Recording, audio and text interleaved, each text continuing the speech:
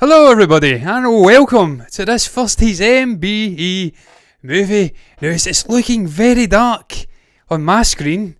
I don't know how dark it's looking on everybody else's screens who are perhaps watching this, but I look very dark. I look like Yul Brynner from 10 Commandments level of dark, and I can assure you, whilst I would love to be that tanned, I'm sadly not that tanned. I have the tan of Casper the Ghost, so very strange right off the bat. I'm looking dark and I can't solve it, so we're just going with it, guys. But look, screw that shit. I'm John from MBE. I'm here to discuss movie news, and that's precisely what I'm going to do. I'm going to be speaking about movie news, and to be frank, if you're not a comic book movie fan, then just step away immediately, because this show is absolutely dominated with comic book movie news. As you've seen from the headline, it's all about Benedict Cumberbatch and Dr. Stephen Strange. He's going to be reprising his role in yet another project in the MCU that's not Doctor Strange in the Multiverse of Madness. No, it's Spider-Man 3D, currently untitled. New Spider-Man movie. It's coming in from Variety. The man is going to be portraying Dr. Stephen Strange again in the next Spider-Man movie. They are breaking it, I think. And they say here, as you can see, Benedict Cumberbatch will cast spells, not webs, as Doctor Strange in the next Spider-Man movie with Tom Holland. Variety has confirmed. They go down to say that this could be perhaps confirmation that we are indeed going to be, I can't believe how dark I look, going to be getting perhaps a Sony Spider-Verse meeting live action in the MCU. Can't recall exactly where they say it, but they do say it. I don't have to speak about that. That doesn't matter. I've spoke about that before, and I'm going to be speaking about it again. I don't have to read Variety's words to confirm it. This is absolutely confirmation, guys, that we are getting a multiverse storyline, which is not going to be weaving just through the actual Multiverse of Madness movie, which, of course, the great Sam Raimi, who was firmly involved in the early 2000 Spider-Man movies, is involved in, actually directing. But it's going to continue through multiple projects. We're going to see it in WandaVision. And now we're going to see it 100% in the next Spider-Man movie. I am supremely excited about this news, despite the naysayers from various corners of the internet giving absolute shit about the perhaps detracting nature of a multiverse story in the MCU, how it won't work. There's too many villains. It's going to be a disaster. They don't know what they're doing. I believe that it will absolutely work, and that's why I'm excited about it. That's why I cannot wait to see Stephen Strange popping up, because this just is the connective thread that was perhaps missing prior to this announcement. We knew he was going to pop up in WandaVision. We knew that Wanda Maximoff, aka Scarlet Witch, was going to pop up in Multiverse of Madness. And then with the news that Jamie Foxx was returning as Electro, with the news that we were having J. Jonah Jameson come back, or J.K. Simmons coming back as J. Jonah Jameson, and just all of the little crazy shit that was happening, characters from previous movies 20 years ago popping up, obviously out in Peter Parker. We knew that it was going to be a multiverse concept, but this has just brought it all together beautifully. And I did say it last night when I was speaking with Stephen. Kevin Feige knows what he's doing. The man is the all-seeing, all-hearing, omnipotent being that is in charge of Marvel, Disney. He knows his shit. He brings everything together beautifully. There ain't no loose threads with this guy. And that's why Scorpion and Vulture, of course played by Michael Keaton, and whoever Scorpion was played by, he was apparently a good actor. I don't know his name though. That's why they will have a role to play in this movie as well. He won't drop the ball with the villains. The villains will be utilised to the absolute maximum. May even have a sin. Oh, thank you, Harley. My dog just kicked the camera away there. Thank you very much. 6.5 stone Labrador. Screwing my show up again. But I'll get back into where I was at before. You can see it's now delayed reaction. It's popping up on the right hand side. That tells me I've got at least 5 seconds of a delay on what I'm saying and what's actually appealing to people. But look, get back to what I was saying. I digress, man. We may even see a Sinister Six plotline popping up. We could see Electro. We could see Tinkerer, I think it is. Vulture. I've just says Electro. Scorpion, and perhaps maybe even Mysterio coming in once again. Maybe he's not dead. Gyllenhaal. And it'll all work its way into this multiverse concept. We could see the likes of Tobey Maguire and Andrew Garfield coming back. We could see Emma Stone coming back as Spider-Gwen. I don't know what's happening, but look, I love Doctor Stephen Strange. I've said it time and time again. I love Benedict Cumberbatch. That Doctor Strange standalone movie is still up there as one of my favourite standalone MCU stories. It's just different. He's a strange guy. He's an obnoxious, arrogant shit at the start, and the way he develops into a likeable superhero figure, and just the roots of this character. This is a guy who's historic in the Marvel comics. He's way back to the very beginning. Insanely powerful character who get progressively weakened as the comics moved on, but he's got his place here. He could be the main player in the MCU moving forward. But I'm going to quickly jump into this little article, which I think is quite important to the context of this conversation here, and it's all about the cinematic universe's new release schedule. And as you can see here, I'm trying to bring it up. I can't get it up on my iPad because it's been a bit of a tit, to be frank. It's popping up survey adverts, and I ain't interested in that. I want to see the schedule if I can speak. And as you can see, this new schedule, we have Black Widow, Shang-Chi, Eternals. Don't even matter.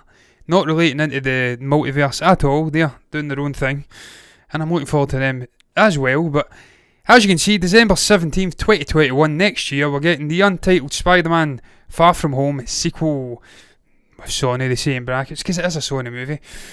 It's coming out. This is the first theatrical feature-length movie which is going to have a multiverse concept in the story. Of course, WandaVision's coming out later on this year.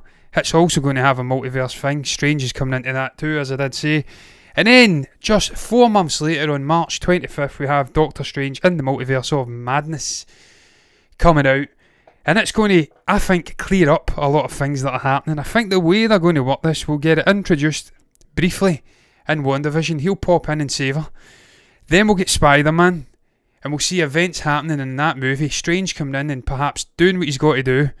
Then when we get to see Multiverse of Madness, it'll be a borderline Back to the Future 2 type thing, where you'll see alternate viewpoints, perspectives of the events that have happened in WandaVision and in Spider-Man 3, whatever it's called. I think we'll see those events being slanted from a different perspective, almost like we got in Endgame in the time travel, and that's going to be so cool. I love it when they do that, man. I love Tenet for that reason. All those different perspectives. You've seen 3-4 different versions of characters running around, so that's another reason I'm excited. The reason I brought this up though, I think they're making a mistake by releasing WandaVision this year. I really do wish they'd just announced now that it's getting delayed to fit in between the release of these two movies here, Spider-Man and Doctor Strange and the Multiverse of Madness. If you can release Spider-Man, it sets up the concept of the multiverse. Then you release WandaVision as the bridge between those two movies. That's a beautiful 4-month period, man, of just interconnected storytelling. And it would work beautifully. But look, sadly, that's not what they're planning. They're just going to release WandaVision this year. I'm up for that as well. But look, man, I'm excited. I'm always excited when it comes to Marvel and the MCU. I love the movies, man. I love Kevin Feige. And I do love Doctor Strange, and also Spider-Man, my all-time favourite comic book Marvel character. Growing up as a little kid, watching the cartoons, playing the games.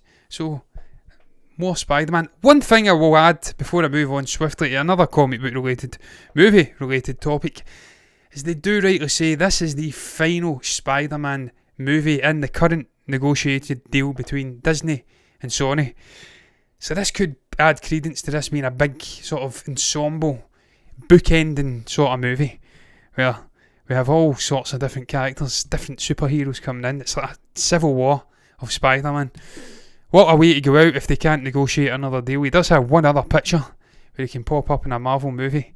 Tom Holland, that is. So time will tell, man, how they handle it. I've got supreme confidence, so they will get it right. This is great news, man. But look, I'm going to move on to an interconnected topic. It's all about another Marvel Cinematic Universe movie, which I am also looking forward to. Being a big Taika Waititi fan, no I am. This guy's directing the movie. He's got a totally unique way of crafting stories. He can do it all. He can do comedy, he can do drama, serious, emotive shit as well. And he does it well. He blends it together 9 times out of 10, and it just seems to work for one reason or another. And we have Natalie Portman popping up in this. She's playing the Mighty Thor, a female version of Thor. Character that's had its story told in the comics as well, and I ain't read them, so I'm completely well out of tune when it comes to what's going on with this. I have got an article up which I'm going to briefly touch upon, which sort of expands out on the character and what we could be getting. I know she had cancer or something like that, and the utilisation of the powers kind of, it was screwing her up in a sense. It was making her ill. She was potentially dying because of it. But look, I digress, man. Hey, we have got this topic coming in from Movie Web. It's all about Natalie Portman. She has spilled a big Thor Love and Thunder secret. She's let the cat out the bag in a sense. She's revealed, and what a beautiful bit of fan artwork I want to say that is. We've got Rocket Raccoon in there. I don't know why he's there, because Guardians of the Galaxy aren't even remotely connected to this. So someone's been on the wacky backy when they've been creating this, but it's nice. I'll give them 10 out of 10 for effort. But look, here's a quote. I can't tell you that much. I'm really excited. I can't tell you that much. She goes on to tell us quite a bit. I'm really excited. I'm starting to train to get muscles. No chance. If there can be all these female superheroes, the more of them they are, the more of them there are, not they are, the better it is. And that was them it screwed up, not me. I'm trying to think. It's based on the graphic novel of the Mighty Thor. You've gave quite a bit away there.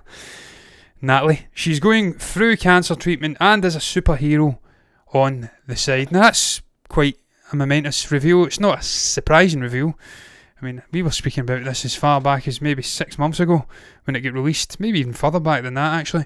When was it they released this? Was it at Comic-Con last year? When they released the titles in the next phase of the MCU, we were contemplating what it could mean for the character. I looked into it briefly. People were saying Mighty Thor, cancer, sort of tinged with sadness, love, all emotions going on in there. Thor has to have a relationship with her. She's lost other family members, I believe, in the comics. And it's a bit of a tragedy, this story. So this is exciting because how the hell is Taika Waititi going to juggle, if I can speak, his usual comedic stuff with the tragic arc of Jane Foster having cancer and also being a superhero whose powers are making the cancer worse? That's going to be very interesting viewing indeed. I know the guy can do it. If you've watched Jojo Rabbit, you know he can mix tragedy, emotion and comedy together pretty beautifully. But look, I'm going to move on to this little interconnected topic, and it's kind of breaking down, or article I should say, some of the 6 main plot points of this character and what we could expect now that we know it's definitely Mighty Thor. She's definitely got cancer and she's balancing it with superhero stuff. We know that's the arc, so now we can lean on the actual comic source material to give us an idea of what we're going to get. Of course, Taika can use some creative license and do whatever the hell he wants with that, but in the main he's going to have to stick to this as a sort of guideline. But look, there it says here in the comics her identity as the Mighty Thor. I'll bring this article up incidentally because I'm speaking and I'm looking at my iPad and it doesn't look good, does it? I've not got the article. I'm screwed, man. I'll just read it. Her identity as the Mighty Thor was initially secret. So she initially was deemed worthy by wielding Mjolnir. Thor lost his worthiness again. I don't think that's going to happen in this. The guy's been down in a trough. He was fat as hell. He was depressed. He'd lost everyone. Now he's in an upward sort of curve. I don't think they're going to make him unworthy again. I think he'll just wield Stormbreaker. They do say there was another weapon he could wield in it. I can't even recall the name of it now. But it's perhaps he'll wield that instead. But I don't think he'll be unworthy. It could be her secret. Her identity is secret initially at the start. And then it's revealed it's Jane. And then he's shocked. And that we have this relationship between the two again. It also goes on to say she had cancer when she was Mighty Thor. I've spoke about that. She had breast cancer. And it sort of screwed, utilising the power, screwed before her body cleansed her of all toxins, but also the chemotherapy which was keeping her alive. And so it was literally killing her. Thor can help her, she refuses. And there's a bit of darkness to that, and they do say, how is he going to balance that dark cancer arc with the comedy we've come to appreciate from Taika Waititi? I'm sure he'll get it right. They go on to say Mighty Thor wielded Mjolnir, but Thor did not wield Stormbreaker. So are we going to get a third weapon? Jarnbjorn is the name of it. I don't know what that is. I'm going to search it up after this. I couldn't be arsed before, can't lie. I don't know, it'd be cool to get another Thor weapon. He could have 3 when this is all said and done. If Jane passes away, he gets Mjolnir, he gets to keep Stormbreaker, and he's Jarnbjorn as well. I don't know. They then go on to say there was a relationship, but it's rarely worked for these two characters, and they're right. Yeah, Odin was in the way. Of course, Anthony Hopkins played him. He's now out of the picture. Chris Hemsworth's a different character, and that his character's a different beast to what it used to be. It's not that Shakespearean stuffy character anymore. He gets to ad lib and have some say on the creative direction. So it could be we have a long lasting relationship. She could be back in the MCU forever, or it could be one movie she could die and it's going to add even more levity to the Thor character. Finally, she apparently sacrificed Mjolnir in a pretty insane way. They're not going to destroy Mjolnir again in this movie. It's already been done by Hela in Ragnarok. It's not going to be done again in this one. And look, on that note, I'm excited about it. I can't wait to see what happens. It's a tried and tested story concept, but when you mix Taika Waititi in there, man, and his blend of madness into that big melting pot, man, it's sure to be one tasty combination. I can't wait to see the movie, and it's coming soon. They're starting to shoot, I think, early next year, so I'm looking forward to it, man. And on that note, I'm going to bail on it and go into another comic book movie topic on tonight's show. And don't worry, it ends after this and it gets quite a bit worse as we end the comic book related stories. It goes down a cliff, if you like. But this one's all about Wonder Woman in 1984. It's been swirling around the rumour mills on social media that this movie could be set to hit streaming services, and a particular streaming service in HBO Max. It's been debunked as quickly as it came out though, and I'm glad, I have to tell you, for a wide variety of reasons. But first and foremost, this movie deserves to be seen on a big screen. It deserves to be watched in a cinema, and if I have to wait another year for that, then so be it. But right now it's technically coming out in December this year. I don't think it will come out Christmas Day. I think that's a complete red herring. I think it will be delayed again to next year at some point, probably the summer. May even be where, what was it? It shifted. Something shifted. We were actually speaking. It was what was it? Jurassic World Dominion. It may go into that slot, beginning of summer. I think that will happen. It ain't coming out this year, no chance. But I'll wait. I'll wait as long as I have to see this movie, because it's going to be good. Patty Jenkins knows her shit. She understands the character. And here we have the woman herself responding. Told ya, Wonder Woman 84 will be released in theatres and streaming platforms on Christmas Day worldwide. And she goes on to say, correct, direct to streaming is not even being discussed. We are still 100% behind the theatrical experience for Wonder Woman 84 and supporting our beloved theatre business. You're not supporting it enough though, are you, Warner Brothers? Because you're delaying a whole variety of other movies which were set to come out this year, the likes of June and Lord knows what else. They're all getting delayed. So you're kind of shafting the theatres that you supposedly love this year, and some of them may not make it through to next year, but this movie's still technically coming out this year, so we'll give them the benefit of doubt just now. It may come out, and they may very well make me look like a complete fool. Or not be the first time. I look like a fool 9 times out of 10 on this show. I get some things right, but I get a lot of things wrong as well. But I digress. Why am I happy about this? As I did say, it should be experienced on the biggest screen possible.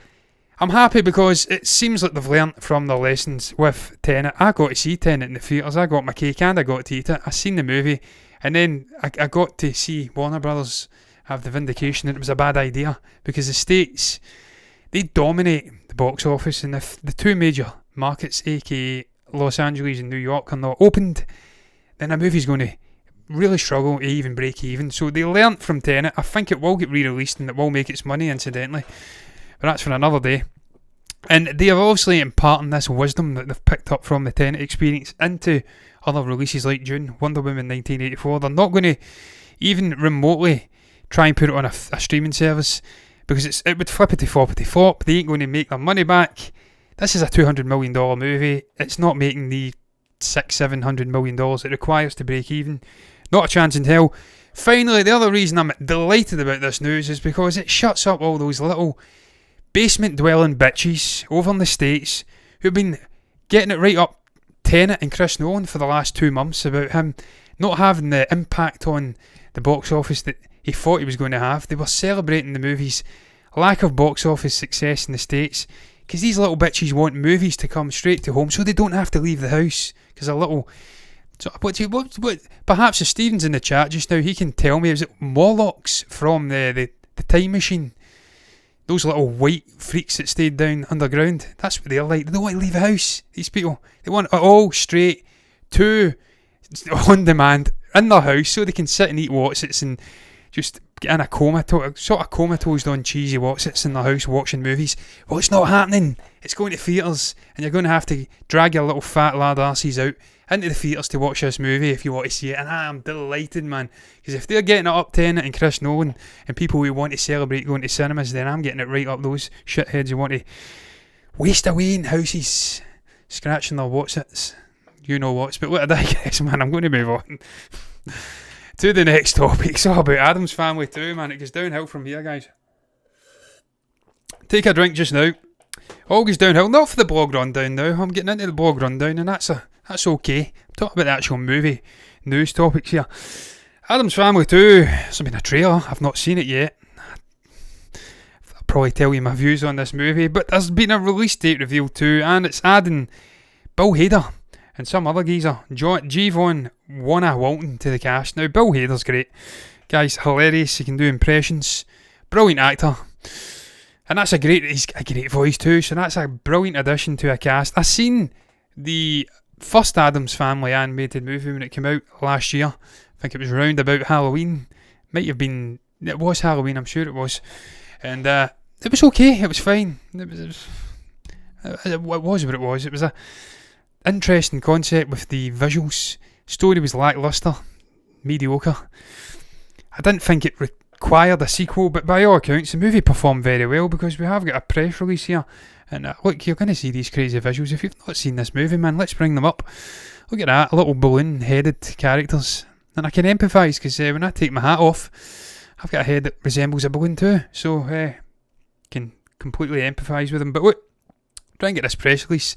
Don't know, look at that, fantastic. It's not Christina Ricci, but it's pretty damn close. You see there, where is it? I can't see it, man. There you go, said Tiernan. The success of last year's animated film was proof of enduring legacy of the Addams Family and its ability to transcend popular culture. This second film will be every bit as fun as the original. Debatable. We are thrilled to be welcoming Bill Hader and Javon Walton, and to welcome back an incredible original cast for this exciting next chapter in the Addams journey. I'd rather we get a live action Addams Family movie with Christopher Lloyd coming back. That's what I want to see, man. But it's not going to happen because he's too damn old, and half the cast are dead, and too old as well. Christina Ricci is 36 or something now. She's too old. She can't play a little girl, so it's gone. They'll have to recast, and that's a minefield. But man, this movie was fine. It's a great addition to the cast, Bill Hader. They're releasing it in the right slot as well. It's coming out Halloween next year. It's for the kids, it's for the younger demographic, and to be quite frank, it will go over well with said younger demographic. They love animated movies. Complete rip-off of Hotel Transylvania. It didn't quite have the sort of laughs that Adam Sandler imbues that movie with, but it had enough, and it was wacky, and it was colourful. It was an interesting animation style. Let's hope they can better the story for the sequel. They can maybe buck the trend of ever diminishing returns for a sequel and give us more in a sequel. But look, I'm done speaking about it. It was a nice little filler topic to move me swiftly onwards to the blog rundown. And on that note, that's what I'm going to do. I'm going to move right on to the blog rundown. As you can see there, and I'm doing it the wrong way because the camera's mirrored. So it looks like I've got something wrong with me, but I'll try and do it. It's a mind F. Blog rundown, movieburnerentertainment.org/blog. As you will probably know if you've seen this before, and if you don't, I'm going to tell you anyway. This is when I break down the last 3 movie reviews from our blog, which I didn't touch upon on the previous blog rundown segment of a show which I was doing. And it's just in a sense to throw a bone to our fantastically talented writers on my website. We've got a wide variety of different people, and they're all pretty damn good. And look, I've got a review on there, multiple reviews on there. So Stephen and Kevin, fellow movie burners, and we're pretty damn good writers as well. So self-promotion and all that jazz. But look, I digress, man. Let's get it right up there. The Painted Bird's the first one. It's coming in from the ridiculously talented DM Dave Anderson, man with truly magnificent hair as well. I envy his hair in some ways. And this is a very interesting movie, man. I mean, right off the bat, you see that poster there. It's black and white, really aged and grainy, and it looks good. It's set in World War II. It's a Holocaust movie. It's about a young kid who loses his family, and he's forced to go on a journey, I presume through Germany or Poland, on his lonesome. And it's just the harrowing experiences this young guy has to go through. Now, I know for a fact there is real stories where this actually happened, because the guy, the German captain who saved the Vladislav, whatever the hell his name was, Spielman or whatever, who was the title of character from The Pianist, real guy, the same captain that saved him actually saved a young kid who was roaming around on his own, who was masquerading as a Catholic to survive. He was Jewish. So I know these actually exist, these real life stories, because I've read about it and I'm obsessed with World War II. I've said that before on this show many times. So this is harrowing in its realism, and I've never even heard of it, and it looks as though it's could potentially be a foreign language movie. When you look at the director, I'm not even going to try and say that name. I will, Václav Marhul. It's not that hard. It looks Polish. All of the actors look Polish as well. Petr Kotlar and Nina Sunovic and Alice Sokolova. This sounds fantastic. It sounds harrowing, as I did say. I'm going to read Dave's sort of summary of this review. I'll read probably the bottom paragraph. While The Painted Bird tells a compelling story based on Jerzy Kaczynski novel, it's based on a real event. It's probably that same kid. It is also relentlessly sombre and frequently horrifying. It's the kind of film that leaves the viewer emotionally drained, and one most will be content to experience just once. But love it or hate it, I can't imagine much middle ground. Nobody's likely to forget it. Animal lovers, however, are advised to look elsewhere, and that's because ferrets are getting burnt alive. And the dark side of my personality makes me want to watch that just to see that. And I get nothing against ferrets, but yeah, I'm an animal lover, so it kind of that puts me off slightly. But if I can watch The Pianist and watch a disabled guy in a wheelchair get thrown from a top floor building and splat down below, I think I can get through seeing a ferret getting burnt alive. But this sounds like a movie. It's right up my street. This harrowing look into what it was like during World War II for the little man, not just the big man. And I've said it time and again, this is why I love the setting of World War II, because it ticks so many boxes. You have big theatre of conflict movies like Saving Private Ryan, things like that. You also have tiny little introspective movies like Sophie Shaw, Land of Mine, this movie, and also Downfall, for if you want to be a sort of sadist and wallow in the misery of Adolf in his final days like I did. And that was a great performance, incidentally. So it's got everything, man, is what I'm saying. And this is another one. And the Helpman as well, that was another one, The Captain. Fantastic movie. This is one I'll definitely be watching. I didn't know it existed. Thank you very much, Dave, for bringing it to my attention. Loved your review, and I will love the movie as well. I'm absolutely sure of it. And this is another one, incidentally. No, this is Peter Plummer's. It's doing this one. I think Dave reviewed this as well. I'm pretty sure I spoke about this previously. And it's Elijah Wood's Come to Daddy. And when I say that way, it's quite unsettling. Come to Daddy. It's weird. It's a strange title. I says it before though, what a cover that is. As a man who likes bourbon and whiskey, usually a little bit less ice than that though. That's kind of blasphemous. Put that much ice in a whiskey, certainly if it's a Scotch. That's an appeasing poster, Amy. I like it, man. And I liked what Dave says about the movie, about Elijah and his performance. And I have to tell you, I'm really enjoying Peter Plummer's, the Belgian maestro, I like to call him. I couldn't say maestro there, I said maestro, because I'm clearly on crack tonight. And I've got to do weight training after this, so wish me luck with that one. I'm sure I'll get along just fine though. And what I'm really enjoying his review. I read through it before I came on, and I like the sound of this movie, man. The more I read of it, it kind of sounds like a batshit crazy sort of psychological horror movie where this guy is a sort of, I don't know, a popular socialite. He's in the same circles as Elton John and stuff like that. Sort of gets dragged down into the pits of despair by events that are happening around him. His dad's a bit of an arsewipe. And there's a dead body accompanies him. Something happens with a morgue and he's left overnight with a dead body, and all sorts of crazy shit happens. And Elijah is just brilliant at it. And Peter does say rightly, he's much like, he looks, not only does he look like Daniel Radcliffe, and he's a short arse like Daniel Radcliffe, but he's got the same ideology when it comes to career moves as Daniel Radcliffe. He picks wacky, independent movies, much like Robert Pattinson's done, much like Leonardo DiCaprio's done, much like Ryan Gosling's went on to do. To get out of the pigeonhole of being Frodo Baggins, to get out of the pigeonhole in Daniel Radcliffe's case of being Harry Potter, they do different things, they pick different wacky stories, and it's because they've been gave that foundation. They've had a successful career and early on, and they can then be afforded the luxury of doing these little movies which may flop and they don't care, because it's scratching a creative itch if you'd like. But look, man, summary of this review: Elijah Wood is simply magnificent as the extroverted and fairly arrogant Norval. Someone who doesn't realise what a dire situation he's going to find himself in, and also doesn't know that his entire life story will be shaken thoroughly. That's how the viewer will feel as well, shaken up, not stirred. During the first part of the movie, because it's whiskey in the poster, I just had to do it. He doesn't drink whiskey though, he drinks martini. But I digress, that's how you says that. You wonder which direction the story will go, but once the plot reveals and the story accelerates both in terms of tempo and frantic action, hold on tight because it's going to be a wild rollercoaster ride and it's worth it. Come to Daddy is quirky, somewhat strange thriller with very aggressive scenes and full of insanity. Revealing too much isn't recommended. Best to start watching this movie without knowing too much, such that the experience will be decidedly surprising. Recommended. And I'm going to heed your advice and I'm going to watch it. Look, I love Elijah, I've said it before. Stephen reviewed another one. He was a sort of quirky neighbour, and I think he had a dodgy tash in that movie as well. He's a brilliant actor, man. He's a great guy off the screen as well, really charismatic, dead articulate, intelligent guy. I love his choices, and I like the fact that he name dropped Swiss Army Man. That was a particular favourite movie of mine. I really enjoyed Daniel Radcliffe in that. Paul Dano as well, soon playing the Riddler. I think that was him. Hope it was. I always get him mixed up with the guy that was in 1917 and also Marrowbone. It's not him though, it's definitely Paul Dano. But I'm going to move on to the third and final movie review of the Bog Rundown. Today it's a Sarah Bolger movie, and it's A Good Woman Is Hard to Find, and this one's also been reviewed by Peter Plumers, and this sounds like a crazy movie, man. The fact that he's saying she's searching around for batteries for a vibrator has me slightly concerned and intrigued in equal measures.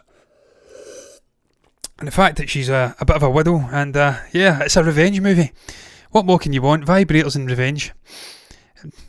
What I would want to see is a battered and living shit out of someone with the vibrator. That would be great. If Keanu Reeves and John Wick can kill a man, a giant NBA player with a book, why can't we have Sarah Bolger knock the living shit out of someone? Was that not in? That was in Lock, Stock and Two Smoking Barrels. The actual gangster. He get killed with a vibrator. I'm sure he did. It's been done. Guy Ritchie done it 21 years ago, so why not, man? If Guy Ritchie can make it work, then why the hell can they not make it work, man? But look, let's get that out of the way and let's read the summary of this review. It's quite a long one, but I'm going to read it anyway because that's the general gist of what I do here. Although A Good Woman Is Hard to Find is a fairly conventional thriller that doesn't deviate from the standard rules of the genre, there are still some elements that make the film rise above average. There's the admirable acting of Sarah Bolger, a woman who has to deal with the loss of her husband on the one hand and then realises that he actually lived a different life. The impetus for the rising violence can be traced back to the petty thief Tito, what a name, stealing a load of drugs belonging to the local drug lord Leo Miller. That's a tongue twister. Local drug lord Leo Miller. And using Sarah's house as an alternative storage place, he forces Sarah to defend herself as a determined lioness. Also, the two roles are played properly, and finally there's the film's technical aspect. Solid image quality. A Good Woman Is Hard to Find is in all respects a dark and depressing film that shows the harsh reality of life in a hard and realistic way. An intense trip, as it were, and I love intense trips. I love revenge movies. You've said it's better than Becky. I actually quite like the look of Becky. The concept of a sort of white supremacist neo-Nazi shithead getting it gave to him good and proper by a 13-year-old girl. That sounds perfect. If this is better, it's taking little tried and tested elements of previous revenge flicks, flinging a little dark and depressing undertone onto it, then that sounds like a match made in heaven, man. The genre works well with dark and depressing, provided the protagonist prevails in the end. But look, man, great reviews from Dave and Peter on the Bog Rundown tonight. Once again, I'm going to urge you, if you can, to go over to movieburnerentertainment.org/blog if you want to read any more reviews with no ulterior motives, with no hidden agendas, just good, honest reviews. You'll even see some of our reviews when I was a writer 2 years ago, and I was nearly broken mentally by writing movie reviews every night. It nearly took my love of movies away, but it didn't, and they're there, and you'll see I'm a pretty damn good writer as well. So look, on that note, I'm going to end the Bog Rundown and move on to the fifth topic on the show tonight, and it's all about Ana de Armas, wildly talented actor who of course appeared in Rian Johnson's Knives Out. She was the person who done it, spoiler alert, in the Who Done It. and she was pretty damn good, alongside the likes of Daniel Craig and Michael Shannon and Chris Evans and Peter totally blanked on his name. Absolute classic. Christopher Plummer. I've got Plumers in my head. Christopher Plummer. I'm sure he was the old guy that popped his clogs, the billionaire that started the whole shenanigans off. But look, I digress. She was asked, would she like to come back for a Knives Out sequel, and she had this to say, very short and sweet. I hope this is one of those surprises that 2021 will bring for me.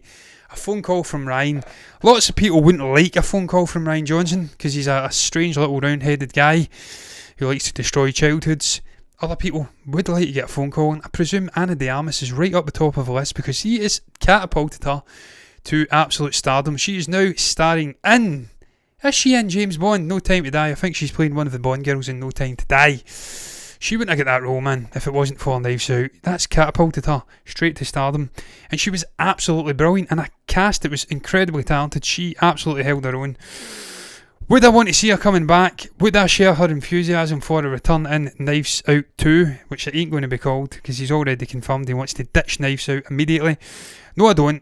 I don't want to see her coming back. I want this to be completely scrubbed anew. Start from scratch. New killer. New family. New concepts, new locations. Bring back Benoit Blanc, Daniel Craig, with his demulcent, dulcet southern tones. I suspect foul play. I can't do it. I'm not Kevin Spacey. He can though. I want to see him coming back. I want to see a modern day Agatha Christie. A modern day Arthur Conan Doyle setup. Utilising the brilliance of that little round-headed Ryan Johnson. Create us an interesting script. Something truly unique. New locations. The reason this movie done so well was because of the acting performances of the likes of Ana de Armas and Daniel Craig, but the reason it also done well was because it wasn't an Agatha Christie story where we knew what happened. It was all fresh, it was unique, we didn't know what the hell was going on, we didn't know who had been killed, and he I keep screwing up, juggled the sort of whodunit premise beautifully. There was multiple threads of possibilities of who could have killed who, and it just worked beautifully in that location of that mansion. When it started to go outside, it lost a little bit of impetus. So he has to get the location absolutely right. He has to get the new setting right. He has to get the new family and just the concept. These individuals all being together and a killer being in there right. And bringing Ana de Armas back, it would just feel forced. It wouldn't feel organic. I don't want to see it, despite her being really good. I want to see something unique and different. And I'm sure Ryan will not bow to potential pressures of bringing Anna back. He knows that he has to do something really fresh, really new, and I've got confidence in that little round-headed git that when he's doing independent stories coming from his own noggin and he's not got years of legacy and expectation on his back, that he will knock it out the park. He does it all the time. Brick Looper, Knives Out, wildly talented little guy. But look, I digress. I keep saying little. He's not that small, is he? 5'6". It's not that small. Smaller than me, but not small. Look, I digress. Moving on. Final topic of the show, and it's ending on a nice little appreciation of Johnny Depp, a man I like to sort of appreciate more and more after all this Amber Turd stuff came out in the press over the course of the last 4 months or so, 3 months, 5 months, however long it was. My appreciation of this guy has grown ever more for slapping down that sycophantic sort of sociopathic bitch. Not literally, of course, he didn't slap her.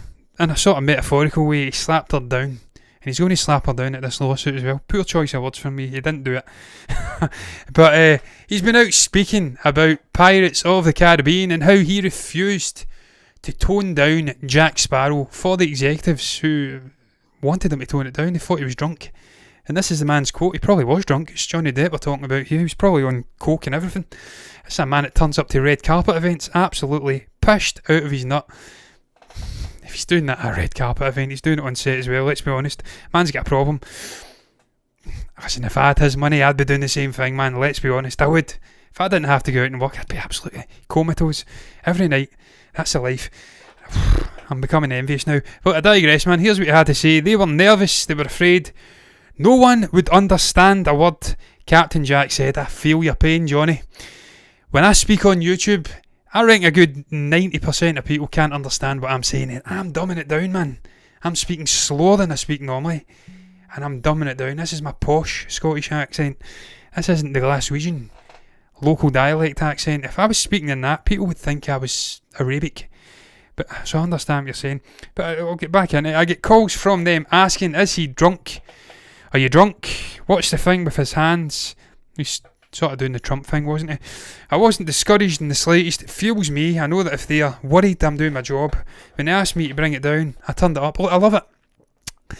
As I says about Elijah Wood and Daniel Radcliffe in the blog rundown segment, when you are a man who's been a star for as long as this guy has been, 40 years or whatever, and you are established as a name in Hollywood, and you're established as an actor, you've got millions upon millions of dollars in the bank, you're afforded a sense of security that an up-and-coming actor hasn't got. Someone who's coming up, who's not a name, they'll be bitch-slapped around by producers and executives at these big studios. They'll be led and said they'll become a shadow of themselves, and the performance won't be authentic. It'll be phoned in, much like Pattinson apparently in Twilight. He get continually told to smile, he was too depressed looking, and he phoned the performance in, and then we've seen the man come out of his shell ever since. But when you're Johnny Depp, you can do whatever the hell you want. Late 90s, early 2000s, you can tell him to sling the hook, you're going to do it anyway, you're going to turn it up. And that's what I love about the man. He just doesn't give a shit. I even liked that crazy Native American movie he done, where he was sort of on a train. I know it flopped and everyone hated it. I was pissed myself laughing at it.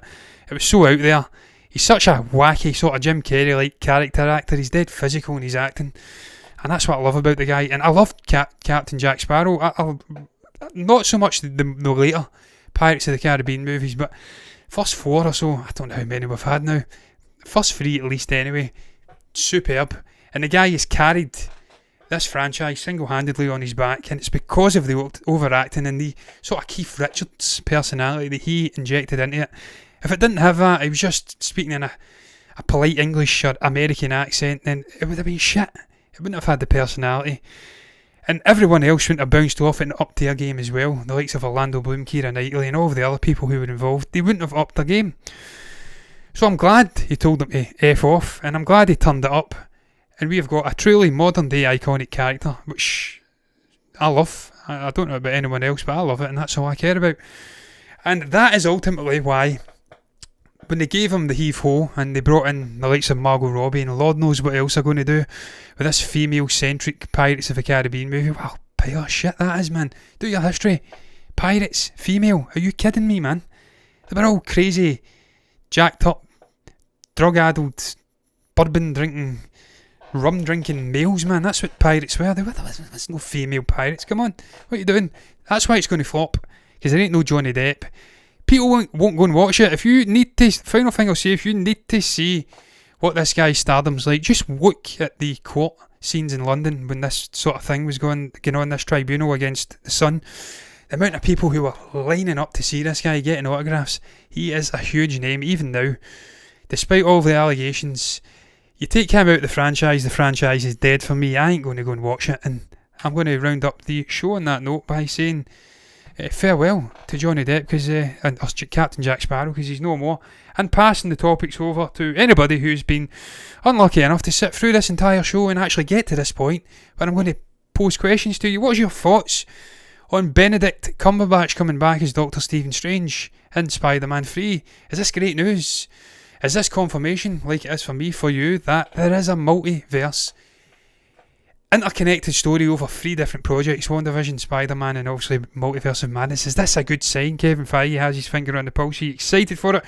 What's your thoughts on Natalie Portman letting the cat out the bag with Thor, Love and Thunder? There is going to be the Mighty Thor story. She's going to have cancer. Yada, yada, yada. Are you excited for that?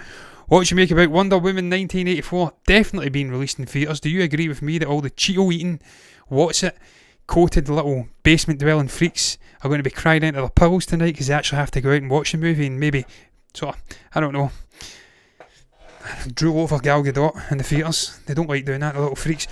And what's your thoughts on Addams Family 2 and all the other stuff that I spoke about on the show? You can comment below and let me know what your thoughts are down below in the comments section. You can also like the video if you've enjoyed it, and subscribe to the channel if you want to see me gibbering away a load of shit for 45 minutes again and again, with Stephen as well when he comes back, and everything else in between. But look guys, until then, bye bye.